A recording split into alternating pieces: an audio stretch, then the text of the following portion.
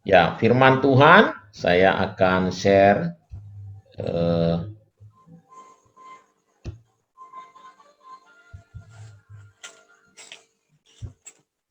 ya,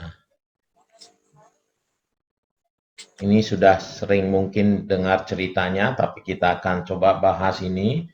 Eh, ya, 1 Raja-Raja 17 ayat 7 sampai 24. Nah, kita akan baca secara bergantian, satu ayat, muter aja. Habis dari kami nanti ya saya sama istri, kemudian eh, apa ini Pak Jeffrey sama istri, kemudian Mama Odis. Nah, lalu lanjut sama keluarga dari Pak Eko ya. Nanti kalau masih ada ayatnya, lanjut lagi ke saya, muter lagi. Oh, sama Nathan, sama lanjutin Bapak Angel ya. Iya, Ya, Pak Nathan ya. Langsung habis itu nanti balik ke saya lagi. Oke, baik ya. Boleh dibuka Alkitabnya kalau di sini mungkin terlalu kecil. Ya, tunggu. Nggak ada 1 Raja-Raja 17. Hmm. 1 Raja-Raja 1 Raja-Raja 17. 17 ayat 7 sampai 24. Ini judulnya, perikopnya adalah Elia dan janda di Sarfat. Saya mulai baca ayat yang ke-7. Tetapi sesudah beberapa waktu, sungai itu menjadi kering, sebab hujan tiada turun di negeri itu. Amin. Maka datanglah firman Tuhan kepada Elia. Silakan Jeffrey dan istri.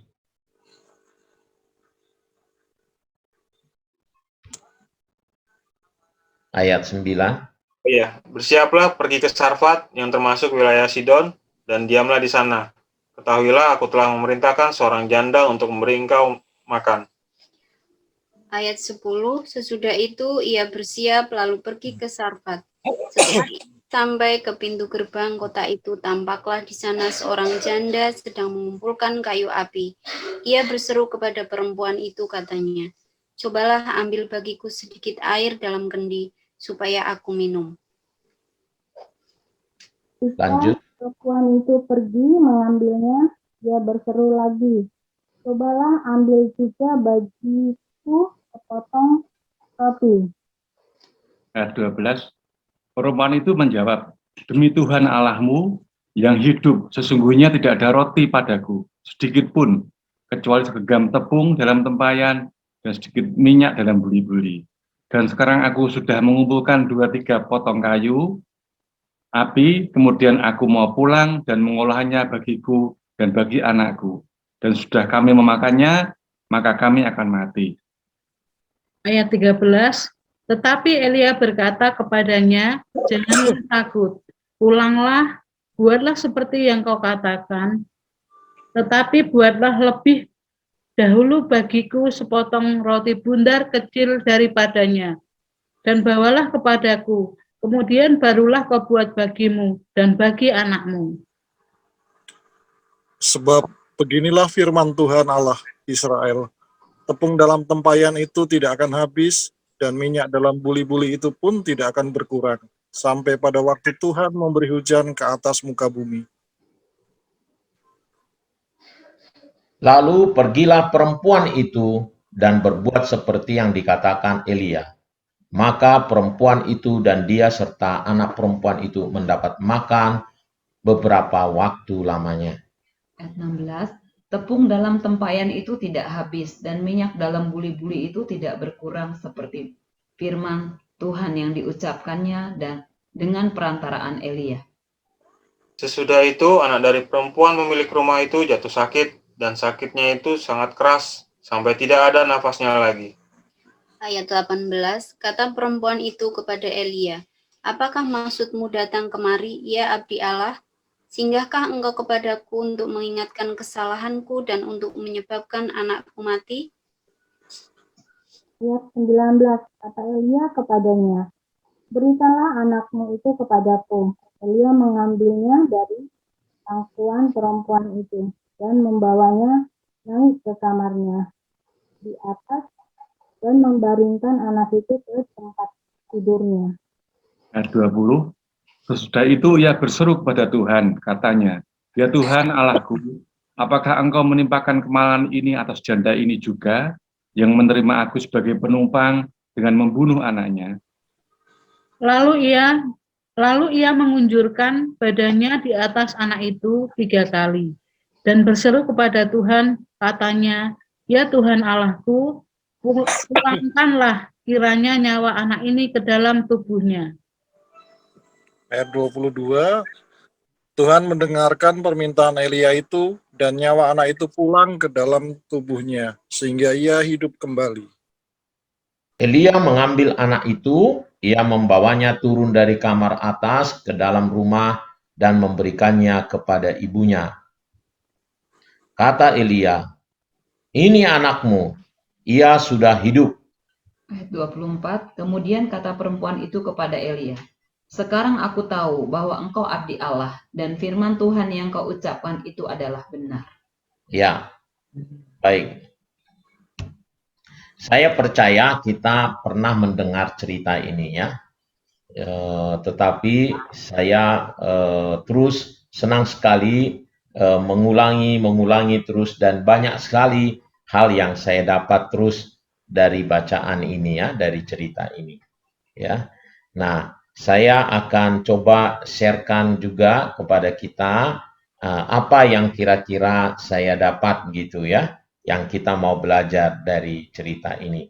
Tadi disampaikan bahwa perempuan ini mengalami krisis, ya, sungainya kering katanya. Jadi mereka mengalami kekeringan. Di zaman dulu itu, ya, yang disebut krisis adalah kalau musim kering karena banyakkan bertani, ya. Mereka sangat tergantung kepada air. Jadi kalau air tidak ada pasti susah, gitu ya. Jadi mereka krisis. Jadi karena kekeringan. Nah, lalu janda ini gitu, sebenarnya kalau kita baca tadi itu Tuhan berbicara pertama kepada dia bahwa Tuhan akan menyuruh hambanya akan datang ke sana, tolong pelihara dia, gitu ya kira-kira. Tolong kasih makan dia. Tetapi janda ini berpikiran bagaimana saya mau kasih kepada orang ya, memberi makan orang. Dia sendiri susah. Dia yang ada pada dia adalah tepung yang akan terakhir dia olah. Habis itu katanya dia akan mati. Ya. Jadi saya share dulu ya. Nah, tetapi yang jelas adalah hal yang menarik yang saya bagikan adalah yang pertama, meskipun situasi sulit, ternyata Tuhan tetap memberi perintah kepada kita untuk mengerjakan pekerjaan Tuhan, untuk mengerjakan firman Tuhan yang mungkin, nah ini nih, berlawanan dengan keadaan kita itu. Oke ya, kalau kita lagi susah, kadang Tuhan memerintahkan kita untuk bersukacita senantiasa. Ketika kita susah, tapi Tuhan berkata, bersyukurlah. Kita susah, tetapi Tuhan berkata, berilah, gitu, memberi. Kita susah, tapi Tuhan masih terus saja berfirman juga, harus memberi persepuluhan. Gitu ya. Nah, kadang jadi tidak masuk akal. Sama seperti janda ini. Waktu pertama-tama ya, Elia berkata kepada dia, "Berikan aku minum." Wah, kalau minum gampang, ya sudahlah. Tapi ketika dia minta, buatkan aku sepotong roti, nah ini masalah. Dia katakan, tidak mungkin. Tidak mungkin. Tetapi Elia berkata, enggak, ini adalah firman. Jadi kamu harus kerjakan, gitu kira-kira. Ya, harus dikerjakan. Jadi poin pertama adalah kita harus ada pada posisi ini nih ya. Kalau kita tahu firman Tuhan, meskipun keadaan kita tidak tidak memungkinkannya, tetapi kalau kita tahu itu kebenaran firman Tuhan, kita harus tetap lakukan. Dan nanti lihat mukjizatnya, ya kan? Lihat mukjizatnya. Jadi itu poin yang pertama ya. Poin yang pertama tadi. Nah, poin yang kedua, kadang situasi sulit itu beruntun. Ya, kalau kita lihat dia, ya, dia pertama oke, dia akhirnya tertolong, dia melihat mukjizat. Tepungnya dan minyaknya dah habis-habis. Gitu. Jadi ini bukannya setelah musim keringnya berlalu ini, enggak. Ini pada masa musim kering itu juga ini. Tetapi dia sudah tertolong, ternyata dia bukan tepung terakhir yang tadi itu, yang walaupun dia sudah masak, masih ada lagi. Dia masak lagi, ada lagi. Tetapi habis itu, datang lagi masalah. Apa itu? Anaknya jatuh sakit dan meninggal. Makanya sampai dia bilang, waduh, gimana ini abdi Allah ini datang ke sini, sengaja datang ke sini sebenarnya untuk mengingat kesalahan saya. Mengapa dia katakan begitu? Karena mereka percaya, janda ini percaya, dia orang berdosa. Kalau dia orang berdosa, Tuhan menuntut balas. Makanya anaknya dipanggil Tuhan, gitu kira-kira. Makanya dia katakan, apakah engkau datang untuk mengingat kesalahan aku? Janda di Sarfat ini bukan manusia yang orang kudus gitu, bukan nih. Dia orang berdosa. Makanya dia berkata, apakah engkau abdi Tuhan datang ke sini hanya untuk mengingat kesalahanku, mengingatkan kesalahanku sehingga anakku harus mati. Jadi datang lagi masalah. Dan seringkali anak-anak Tuhan kita juga mengalami begitu ya. Sudah mengalami masalah A, lanjut lagi. Dulu saya begitu tuh, ya pikiran saya begini. Saya baru saja mengalami mukjizat, saya kecelakaan, tulang ekor saya patah. Tapi habis itu kena COVID lagi. Aduh Tuhan, gitu saya ya. Ya, kayak beruntun. Dan bukan hanya itu lagi sebenarnya, pada banyak masalah saya pada waktu itu ya. Habis itu ya saya masih harus menanggung kasus lagi gitu ya. Waduh. Jadi saya pikir beruntun sekali. Jadi saya bilang sama Tuhan, Tuhan maksudnya apa ya kok sampai saya begini. Nah, jadi saya bisa memahami janda di Sarfat itu, mengapa dia protes gitu. Waduh kok begini ya gitu. Ya, dan kita mungkin banyak juga begitu. Ya, makanya ada pepatahnya, ada peribahasanya, sudah jatuh, ketimpa tangga lagi katanya ya. Sudah ketimpa tangga, basah lagi.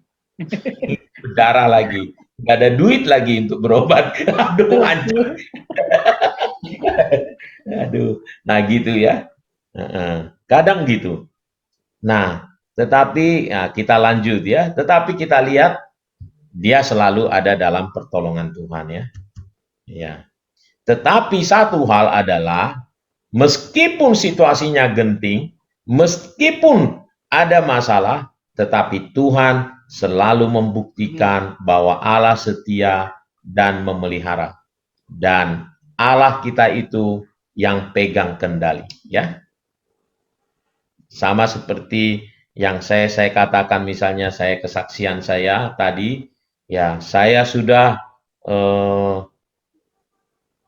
jatuh, wah setelah jatuh ya percaya sama Tuhan, wah melihat mukjizat, sembuhlah gitu ya. Kena lagi. Nah, lalu ya Tuhan tolonglah. Ada kasus lagi gitu. Ya. Jadi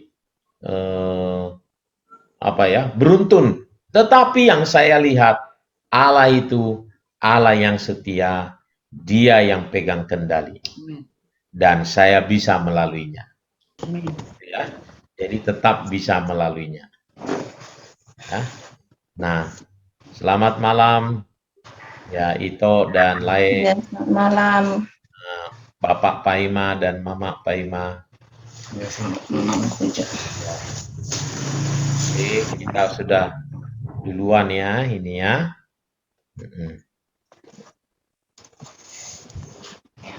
Oke. Nah, tadi ayatnya Lae adalah ini nih ya. 1 Raja-Raja 17 ayat 7 sampai 24. Nanti buka Alkitabnya, 1 Raja-Raja 17 ayat 7 sampai 24. Ini cerita tentang Elia dan janda di Sarfat. Ya, Elia dan janda di Sarfat. Oke. Nah, tadi saya sudah bagikan beberapa berkatnya dari sana. Tentu banyak berkat dari sana dapatnya ya.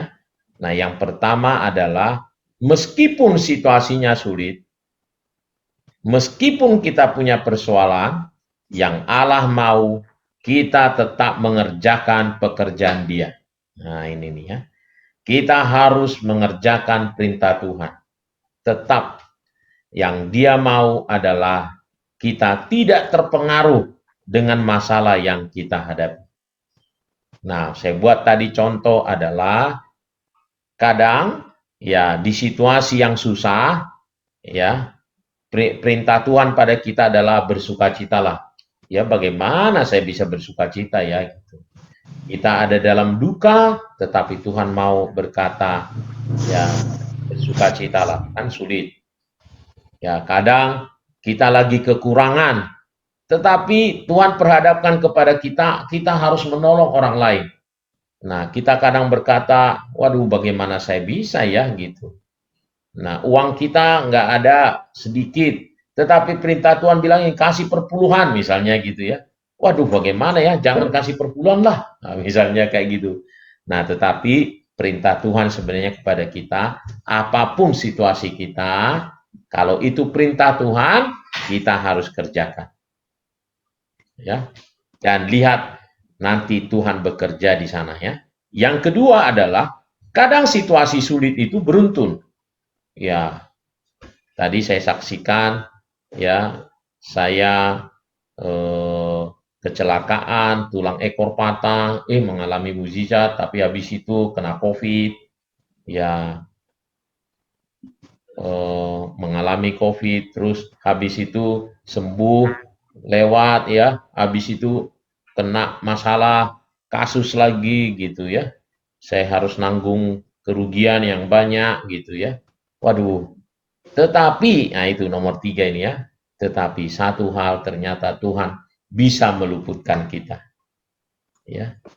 Meskipun dia beruntun, tetapi kita bisa melaluinya. Seperti janda di Sarfat ini, dia tadinya akan kekurangan, roti yang dia minta itu akan, yang dia akan tepung dan minyak dia adalah yang terakhir, tetapi Elia berkata harus kasih ke dia dulu.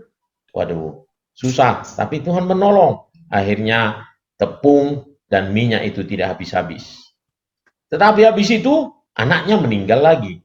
Makanya dia sampai protes dia gitu ya. Nah, yang keempat adalah tadi, jadi ternyata mukjizat Tuhan masih tersedia untuk kita. Itu membuktikan Allah kita, Allah yang luar biasa. Dan benarlah selalu di ujungnya kita pasti menemukan jalan keluar sehingga kita dapat menanggungnya. Amin. Ya, selalu ada jalan keluar sehingga kita dapat menanggungnya. Jadi itu pelajaran yang luar biasa dari mengenai janda di Sarfat ini. Yang Tuhan mau adalah kita terus mengerjakan pekerjaan Tuhan. Nah, Nah, yang saya lihat, ini poin yang penting sekali ya. Yang saya lihat banyak orang ya, termasuk diri saya juga kadang-kadang saudaraku ya, kalau punya masalah, nah kadang kita lupakanlah perintah Tuhan, ya kan? Iya, kita langsung kompromi lah, itu tadi ya. Kalau kita misalnya nih, kalau kita lagi nggak enakan, maka kita bisa-bisa nggak gereja, ya kan? Padahal perintah Tuhan harus beribadah. Kalau kita nggak enakan, gitu, maka kita langsung bisa jadi tidak berdoa, tidak PA, tidak mengerjakan yang baik malah, ya kan? Itu kecenderungan. Kita langsung kompromi. Kalau kita nggak ada uang tadi, maka kita langsung berkata, bagaimana mungkin saya memberi? Meskipun Tuhan berkata, berilah, gitu. Tetap tidak bisa. Tetapi malam hari ini kita belajar, kalau itu perintah, kita mendengar perintah Tuhan, lakukan. Just do it. Nanti lihat mukjizatnya. Meskipun di situasi yang tidak mendukung gitu tadi ya. Coba kayak janda di Sarfat itu kan. Bagaimana mungkin waktu diminta, beri aku minum. Ya gampang, minum air putih. Gratis ini gitu, gampang dia kasih. Tapi waktu diminta, oh buatkan juga aku roti, sepotong roti. Waduh, sorry, ya bisa. Kenapa? Saya nggak punya apa-apa. Kamu salah ini. Tidak mungkin saya beri. Ya, tapi bersyukur dia mau mendengar ya. Mau mendengar perintah Tuhan melalui Elia. Dia berkata, oke, saya mengerti, tetapi tetaplah kasih masak terlebih dahulu kepada saya, sisanya sama kamu. Sebenarnya kan dia hanya bisa sepotong. Kalau lihat lihat sebenarnya tepung dan minyaknya sebenarnya sedikit. Jadi kalau dia masak katanya dia akan mati. Setelah itu dia mati karena nggak punya lagi. Nah itu yang diminta sama Elia, sepotong roti itu. Tapi puji Tuhan dia mau melangkah ya, mau percaya. Dan apa yang dia lihat, mukjizat terjadi. Tepung dan minyak itu tidak habis-habis. Tentu mungkin kalau kita misalnya nih, seandainya ada sekarang, lalu ada yang minta beras gitu misalnya, kita kasih beras. Ya mungkin tidak bisa langsung sama seperti kejadian janda di Sarfat, lalu beras di dalam kaleng kita itu nggak bisa habis gitu ya. Nah, itu kan contoh aja, itu prinsipnya aja yang harus kita ambil. Bahwa ternyata Allah bisa memelihara kita, mencukupkan dengan mukjizat yang luar biasa. Caranya mungkin berbeda-beda, tetapi satu hal adalah kita dapat melewatinya dengan luar biasa. Ya, betapapun itu sulit. Ya, sebenarnya perkara sulit itu bagaimana tepung itu tidak habis-habis. Begitu juga dengan bagaimana menghidupkan anaknya yang sudah mati. Tetapi karena keyakinan akan Tuhan, mereka melihat mukjizat yang luar biasa.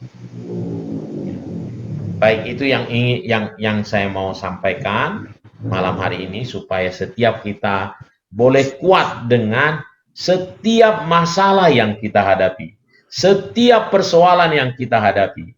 Jangan mau mundur, jangan mau patah hati atau berkecil hati atau jadi patah semangat karena wah kok saya ikut Tuhan ini kok berat sekali, susah sekali, banyak masalah. Enggak, tetaplah kerjakan perintah Tuhan. Ya, kalau engkau mendapatkan perintah Tuhan, meskipun itu berbeda, bertolak belakang dengan keadaanmu, lakukan saja. Nanti lihat mukjizatnya. Ya. Sebab saya percaya, nah ini nih yang terakhir nomor 5-nya nih. Sebab saya percaya kadang Tuhan izinkan masalah kepada kita, persoalan Tuhan izinkan pada kita, lalu ada perintahnya yang mungkin sepertinya bertentangan dengan masalah kita itu. Harusnya kita dapatkan pertolongan, bukannya jadi tambah beban, Tapi kok ada yang tambah beban gitu? Jangan-jangan Tuhan sedang mempersiapkan mukjizat yang luar biasa pada kita. Amin. Amin. Dia sedang menyiapkan satu mukjizat perkara yang luar biasa, ya kan? Amin. Seperti janda di Sarfat itu. Mukjizat terjadi. Oke, itu saja. Kita akan bagi berkat, boleh nanti kalau ada yang kurang jelas juga boleh bertanya. Ya, silahkan bagi berkat ya.